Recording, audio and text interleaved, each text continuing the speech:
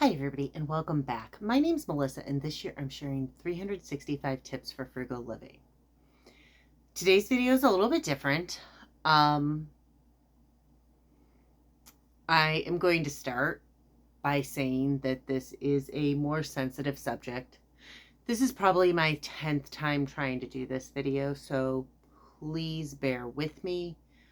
I was hoping to have somebody I had recently met who's more knowledgeable on this subject possibly participate and let me interview them, but they are currently out of town and unavailable. And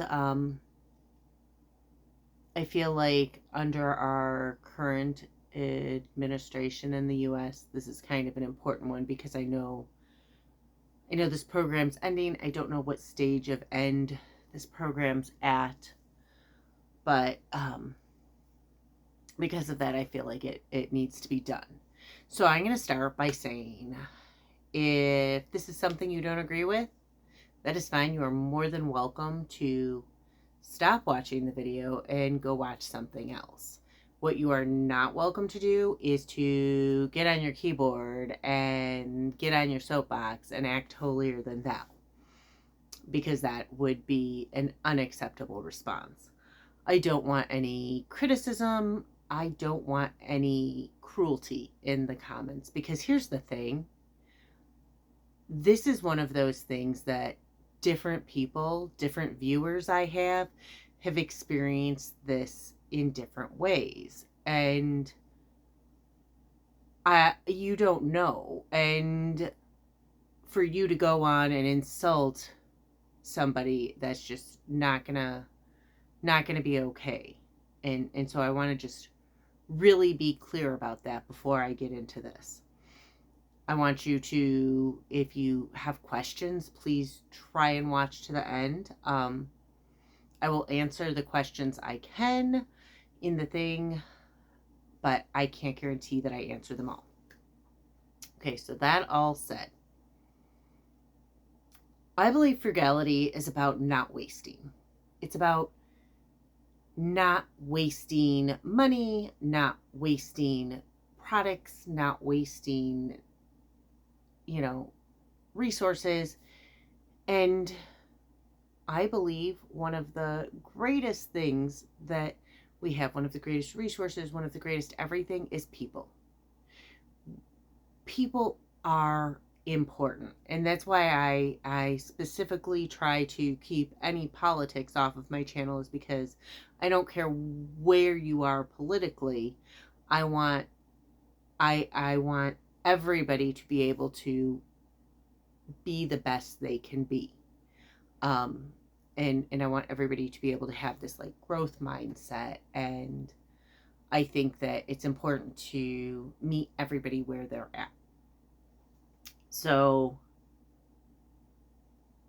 a lot of people, though, do view this as political. I don't. I don't think human life should be considered a bipartisan issue. I think that people are important. And so because I think that, I am going to talk about Narcan or Naloxone today. A couple of things. If you are not familiar with Narcan or Naloxone, there's two ways it can be administered. Let's start with this. The purpose of Narcan or Naloxone is to help save a life during an overdose, an opioid overdose in particular. And it's like a first line defense. Like, you don't just administer Narcan and, the person like wakes up and you're like, oh, okay, that's fine. You administer it and call 911 still. It's a part of the process. I live in a rural area. It takes about 10 minutes for the ambulance to get to me. And it takes about 25 minutes for them to get me to the hospital. I'm not the only one in my neighborhood who has Narcan. We keep a little bit more elaborate first aid kits. Now, I am lucky. My kid definitely, um, my ex-husband was a opioid addict. He was addicted to Vicodin, and he'd gotten off of it, and then his ex-girlfriend decided she wanted him back, so she gave him her script, and sure enough, there I was, pregnant and alone. But because my ex-husband constantly chose drugs over us, my kid has like a very different viewpoint. Plus, Gen Z tends to be more anti-drug and anti-alcohol than uh, older generations. I actually really like that for them. But um,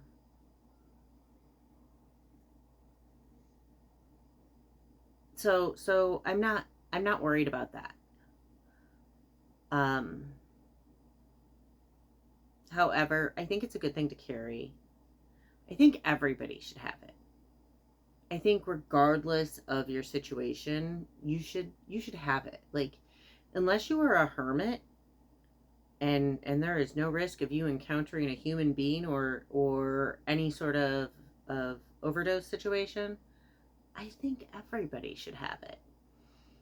Um I know somebody who keeps it because what if their baby accidentally encounters something you know, in the wild, I don't know, eats a poppy or, more than likely finds something that somebody left about that they shouldn't have.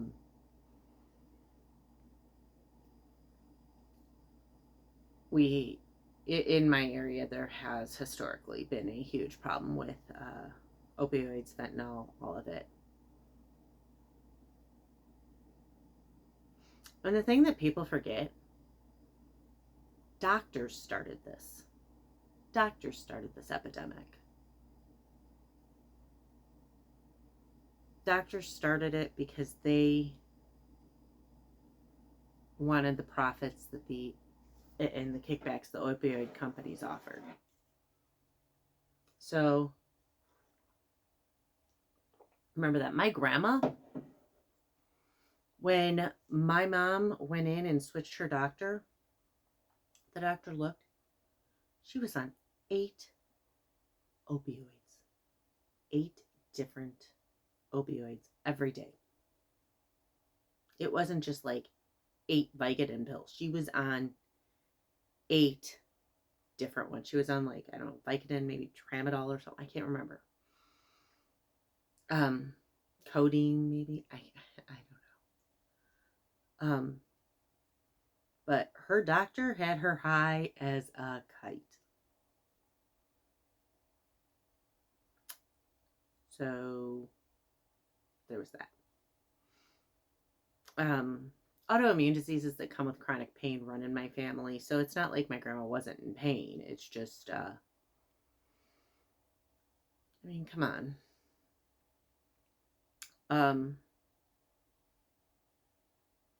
So there's that.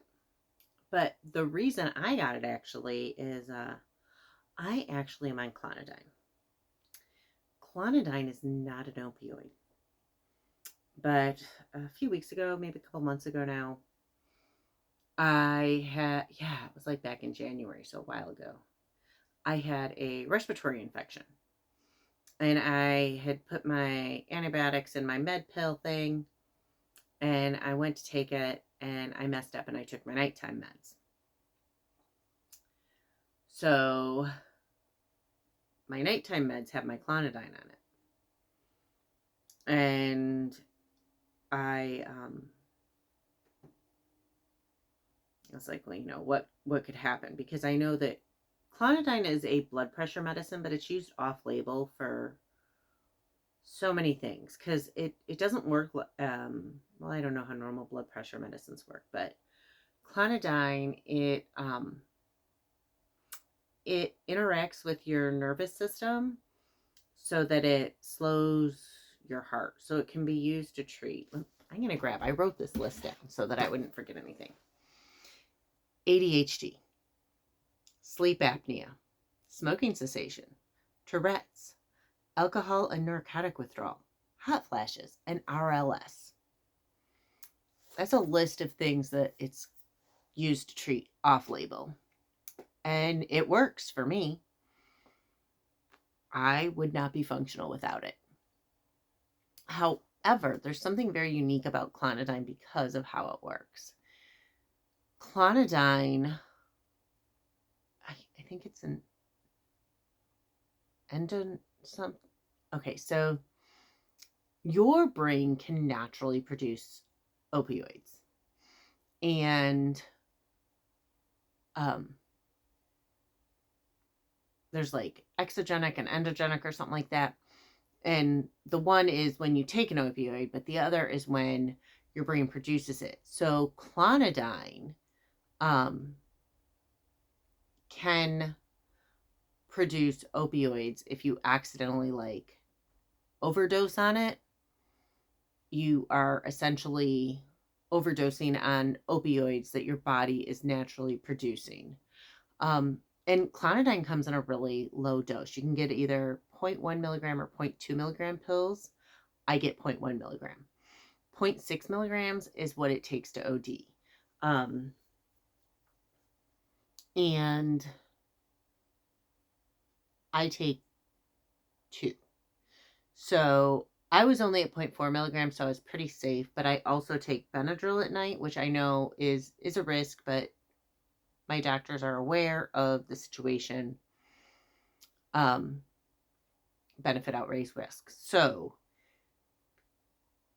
obviously there was concern. I was fine. Obviously I'm here. Everything was fine. I was really sleepy the rest of the day because, the Benadryl. But I didn't react. But the thing is if I had the if the pharmacist had messed up and given me the 0.2 milligrams, I would have been at like 0.8 milligrams in 12 hours. So that could have been a different situation for me. Luckily my pharmacist didn't, but I'm just saying like mistakes can happen. And I would rather, if you take Narcan and you don't need it, you're typically fine. Nothing, it's just not going to do anything. And with an accidental overdose of clonidine, which is what I'm on, it's like a 50-50 shot. It may save you, it may not. But with an ambulance taking 10 minutes to get here, with the only treatment being to watch and monitor for overdose symptoms and breathing and everything, and be prepared to intubate and everything, and with taking 25 minutes to get to the hospital, I'll take the 50-50 shot. So it's I actually got mine free at the library. A lot of community centers have them. Obviously anywhere where you're going to get like the drug safety whatever, but it's just like a little nasal thing. My kit came with like gloves and some other stuff too, but I keep it. The other thing is that, okay, so sorry, it's making sounds now as I'm taking the air out.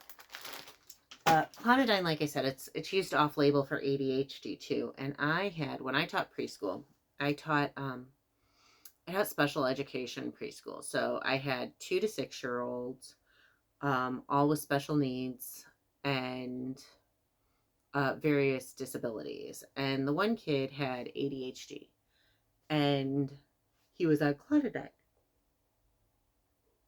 which is semi-common to give littles as the first ADHD drug. Well, I don't know if it is now. It was then. And it wasn't that long ago. It was like 2017-ish. And there were days that kid was definitely on the nod. Like, you could see it in his face. He was like,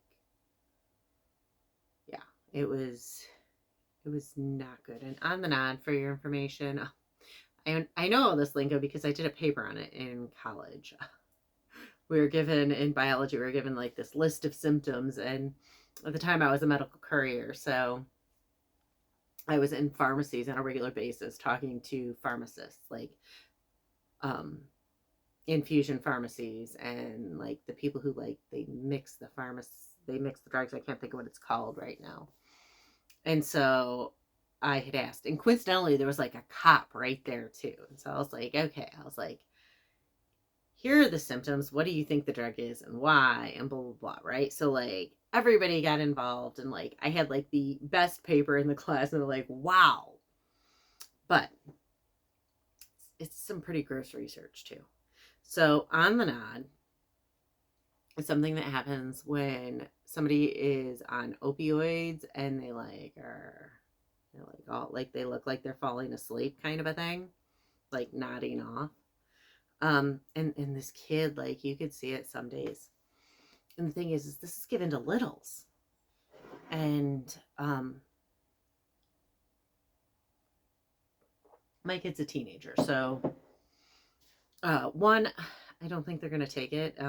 There's there's nothing that they really see in me that would be make the drug fun. And they know that I need it to be functional. And as much as my kid might like to try and pretend they're mean, they wouldn't do something to hurt me intentionally like that. And then,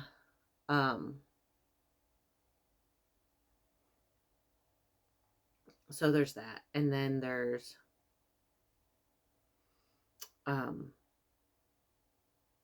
what if my niece or nephew is over and they see it? I mean, it's just this little green pill. It's, if you look, it's just this teeny tiny little green pill. I mean, it looks like it could be candy or a mint or something. And so, even though I'm really careful, what if it was accidentally on the floor? And, I don't know. I want to be, I mean, better safe than sorry. So there's that. But I just want to be clear here.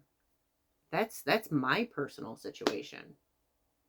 So for anybody right now who's thinking that this is only for addicts, that's my personal situation. Remember a while back when I said that the doctor prescribed like 8 different opioids for my grandma? Luckily, she never OD'd. It didn't mean she couldn't have. It didn't mean it wouldn't have been a risk. So maybe your grandma or grandpa or mom or dad is on opioids that the doctor has prescribed, or has another medicine like mine. Because there's more than just clonidine. I can't remember.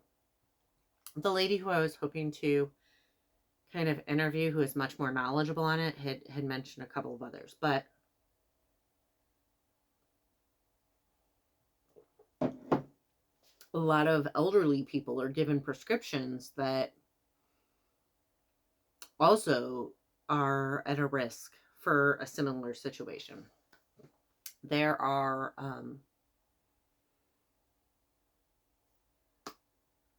obviously people who are given things like morphine or Vicodin still. Though it's a lot rarer than it was, it still does happen. I think it can help with methadone too. I think if I'm not mistaken, I read methadone overdoses too. That it can help with. But you could be out and walk into a bathroom and see somebody overdosing.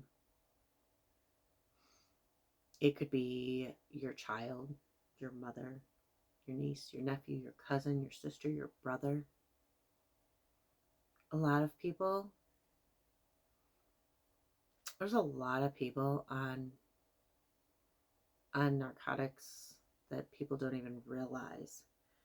And then on top of it, a lot of street drugs now are laced with fentanyl, which is extremely easy to overdose on.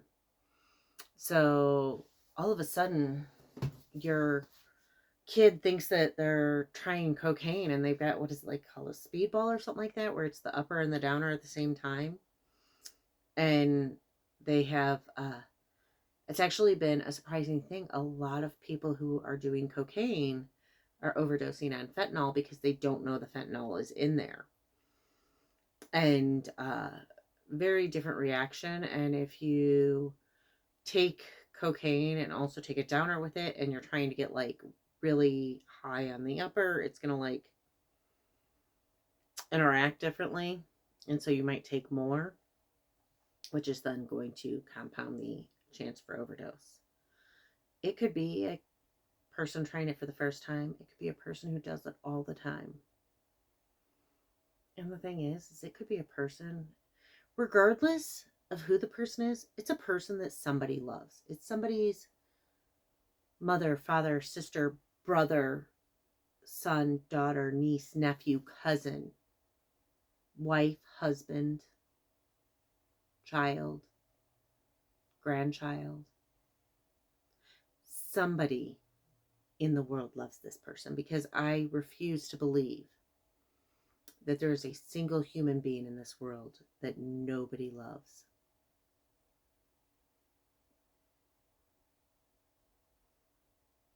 And somebody, if that person dies, will have to endure immense pain.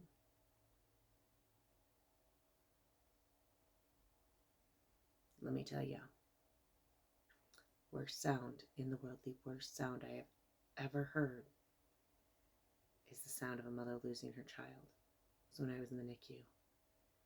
And it is deafening. From my understanding, some mothers hear it and don't even realize they're the ones screaming. And I had a friend who worked in the ICU at the same time. She said, doesn't matter, I had a 30-something-year-old die. The mother made that same horrific sound. It's this guttural scream that you can't even imagine. And the pain is so unbelievably real. And it is something that no one should have to live through. No one should have to lose their baby, whether their baby is a day old or 100 years old. But if your baby's 100 years old, then you're like 115, 120. So that's pretty impressive, I guess. I don't know. But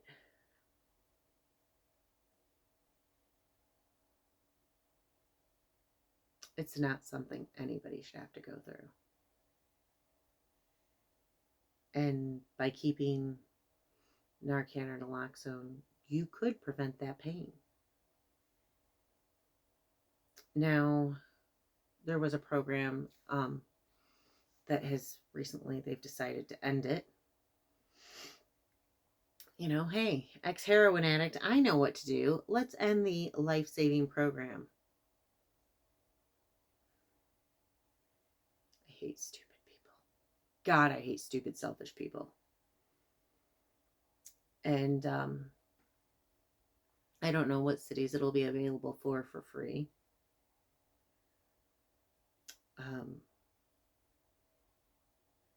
But I know I've been able to get it for free. I know it's pretty affordable at pharmacies. I don't know what the situation is in other countries. So if you're watching me from Canada, Europe, or somewhere else in the world, I really don't know what your situation is. But I personally think that everybody should carry it. Because it could be your best friend you save and you didn't even know it. It could be your spouse. It could be your kid.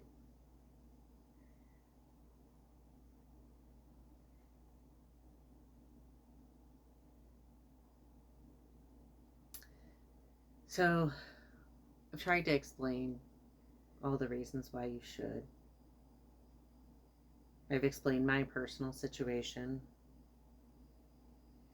so that you understand that it's not just about, that way maybe some people who are so incredibly insensitive and think it's all about drug addicts.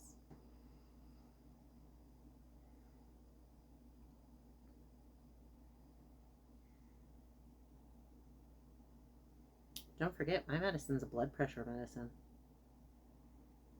It's a pretty common medicine to take. It's got a lot of off-label things.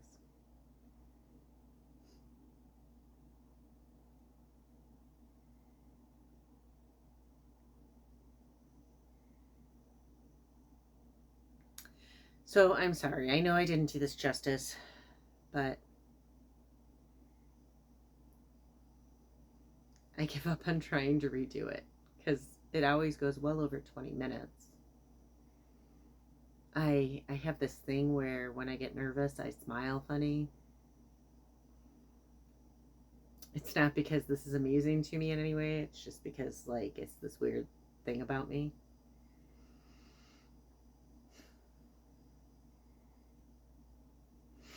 My facial expression doesn't always match my emotion. Kind of sucks. But, yeah.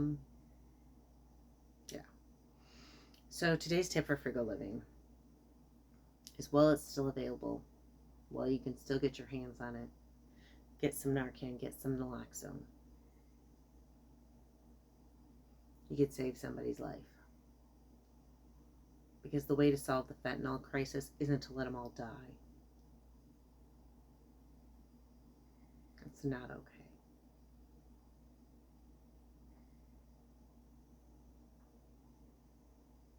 It's not at all okay. Anyways, if you came here to learn more about like Narcan or Naloxone, that's kind of like a one-off. I really don't. It's not what most of my content is, and you're more than welcome to look at the rest of my library, because maybe you would find something interesting about frugality. Maybe I can inspire other things. And if you are one of my regular frugal watchers and don't think that it applies to you, you don't know.